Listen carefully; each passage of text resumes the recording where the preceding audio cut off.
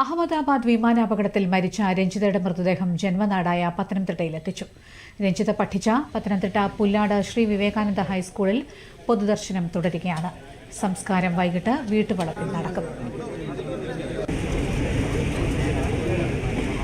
കൂടുതൽ വിവരങ്ങളുമായി തത്സമയം നമ്മോടൊപ്പം സുനിൽ ഇലന്തൂർ ചേരുകയാണ്. സുനിൽ, ഏറ്റവും പുതിയ വിവരങ്ങൾ എന്തൊക്കെയാണ്?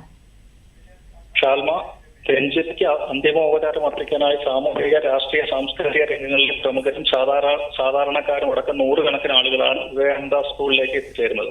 സംസ്ഥാന സർക്കാരിന് വേണ്ടി മന്ത്രി വി.എൻ. വാസവനും ജില്ലാ ഭരണകൂടത്തിന് വേണ്ടി കളക്ടർ പ്രേംകൃഷ്ണനും മൃതദേഹത്തിൽ അന്തിമോപചാരം അർപ്പിച്ചു.